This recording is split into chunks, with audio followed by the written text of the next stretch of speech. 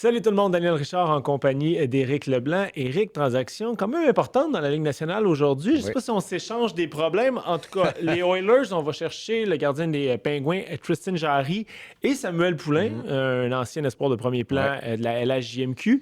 Du côté des Pingouins, on fait l'acquisition de Stuart Skinner, de Brett Kulak et d'un choix de deuxième ronde en 2029. Donc, ce qu'on retient principalement, c'est Jarry contre Skinner. Je te demande d'entrée de jeu, tu lis ça comment, cette transaction-là? Je te dirais que comme beaucoup de monde, je me pose des questions.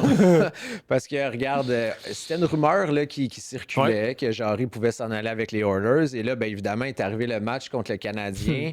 Jarry qui Ouais. avait quand même une bonne saison, mais ça n'a pas été facile. Non. Fait que là, je pense que les partisans des Oilers se grattent la tête et se disent, mais Bon, pourquoi on va on fait certainement ça? pas chercher Martin Brodeur, là. Non, c'est Entendons-nous loin là-dessus, d'être là. Martin Brodeur. C'est pas un modèle de constance, si on peut le Ouais. dire ainsi. Par contre, bon, sa saison allait bien.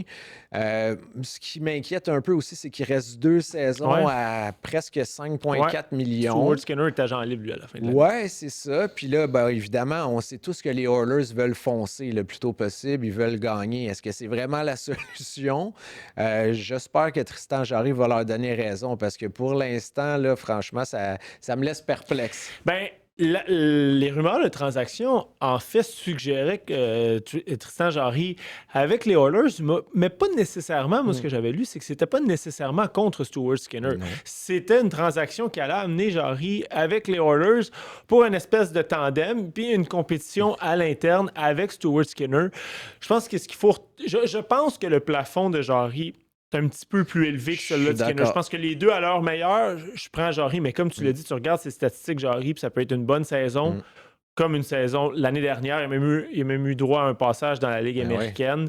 Je pense que ce qu'il faut retenir de cette transaction-là, c'est que les Oilers ne veulent pas aller en série avec Stuart Skinner. Ils sont prêts à Je pense prendre que le c'est réglé, risque. oui. Ils sont prêts à prendre le risque de. Puis, tu sais, de toute façon, un gardien de la trempe d'Andrei Vasilevski Mhm. ou d'Egor Shesterkin sur le marché des transactions, il n'existe pas. Tout Les à fait. Oilers ne l'auront pas, ce Hmm. gardien-là. Fait que je pense qu'on est prêt à miser sur le talent de Tristan Jarry, puis on espère qu'il va être à son meilleur au bon moment Hmm. pour, pour amener les Oilers à une Coupe Stanley. Mais de dire Hmm. que c'est le gardien qui peut t'amener à une finale de la Coupe Stanley puis une victoire, Là, là, il y a une marge à faire, là. mettons là, que tu es un joueur des Oilers, que tu apprends cette nouvelle-là, ta réaction, ça ressemble à quoi? Ça fait comme, ouais, OK, est-ce que ça va vraiment marcher? Non, tu sais, on se croise Peut-être, les doigts et on ouais. espère que ça fonctionne. Comme je te dis, je pense surtout que les Oilers, évidemment, c'est une équipe qui aspire Hmm. aux séries. Ça n'a pas fonctionné avec Stuart Skinner. Tu sais, l'année passée, les 2 dernières années, les Oilers sont allés en finale de la Coupe Mhm. Stanley. L'année passée, on a retiré Stuart Skinner dans Mhm. les séries. Calvin Pickard a eu la pole à un C'est certain moment. Puis l'histoire de la Calvin Pickard, carrière de Skinner, là. exactement, il y a une saison épouvantable.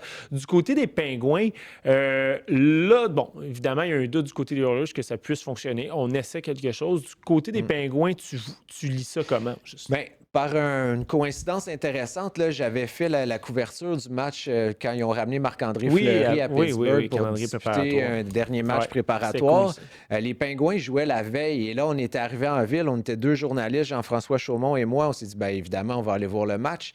Et là, on voit en action Sergei Mourachov devant le filet des Pingouins. Ouais, Puis je fais comme, waouh, il est solide, ouais. ce jeune-là. Moi, je me suis tout de suite dit, ben voyons, il va prendre la pole cette saison à Pittsburgh. Je Ça, c'est pense. avant le début de C'est l'année avant que le début de la saison. Non, mais les deux, on était d'accord, JF et moi, on se disait, ben, il est meilleur que Tristan Jarry, Ouais. qui n'est pas capable d'être constant. Puis là, je regardais ses statistiques dans la Ligue américaine cette C'est saison. Ça incroyable. va très, très bien, là. Moyenne de but alloué de 1,56, taux d'efficacité de 943 Hmm. en 11 matchs. Fait que je comprends beaucoup plus. Tu sais, je pense qu'ils vont essayer de lui donner le plus de place possible éventuellement. Fait que c'est la première chose qui m'a sauté aux yeux. Puis évidemment, Ouais. ben, le choix de deuxième ronde, là. Ouais, ben c'est sûr que, tu sais, à deux gardiens, comme on disait, Jarry était un petit peu supérieur à Hmm. Stuart Skinner, mais sont dans le même bassin, là. Ben oui, Entendons-nous, ben là. oui. Tu sais, je veux dire, c'est dans le probablement dans le dernier tiers des gardiens Hmm. numéro 1 de la LNH ou 100%. dans le premier tiers des gardiens numéro 2, mettons. Mais je pense que moi aussi, je vois ça pour donner le temps à Murashov d'avoir C'est du millage dans la Ligue américaine. Et Stuart Skinner en est à sa dernière année de contrat. Soit qu'on décide de le ramener comme gardien numéro 2, soit qu'on décide de le garder dans un tandem avec Murashov l'année prochaine. Sinon, pour Brett Kulak, c'était ce qui s'apprenait pour conclure la transaction, quelque chose comme ça? Probablement pour laisser un peu d'argent partir. Puis ce que je regardais aussi, c'est dans le match que les Penguins ont disputé contre les Canadiens, Erik Karlsson et Christopher Le Temps ont encore été énormément utilisés. Oui.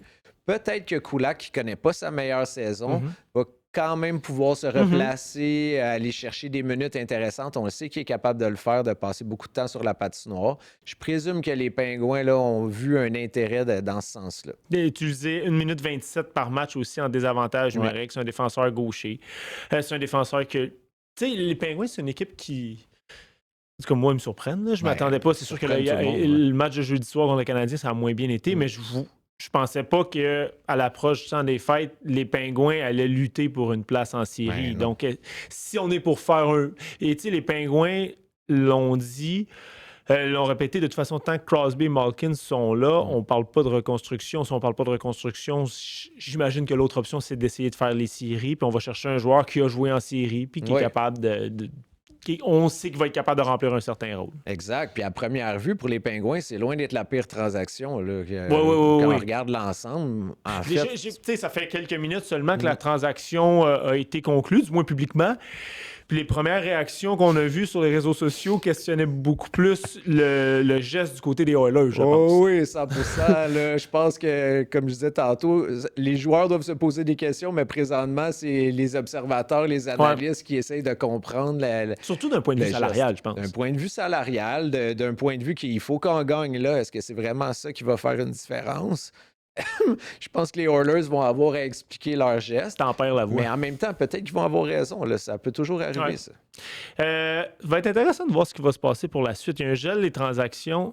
Tu sais, il y a un gel des transactions du 20 au 27 décembre dans le temps des fêtes. Il y a un gel, moi je me trompe, il y a un gel des transactions durant la période olympique aussi. Il y a la date limite des transactions le 6 mars. Ce qui fait qu'il pourrait avoir comme 3 dates limites des transactions. Fait qu'on pourrait voir de l'action un petit peu plus rapidement qu'on le voit quand il n'y a pas de Jeux olympiques. Puis c'est peut-être ce qu'on est en train de voir aussi. D'un côté, il y a ça. Puis je pense aussi que ça peut compliquer la vie des directeurs généraux là, d'avoir à composer avec des arrêts. Prendre des décisions plus rapidement. Ben, c'est ça. Faut que tu n'as pas le choix de bouger à un certain point parce que tu sais que la pause, elle s'en vient. C'est pas évident. Là. Ça peut faire monter des enchères. Ça peut provoquer des erreurs.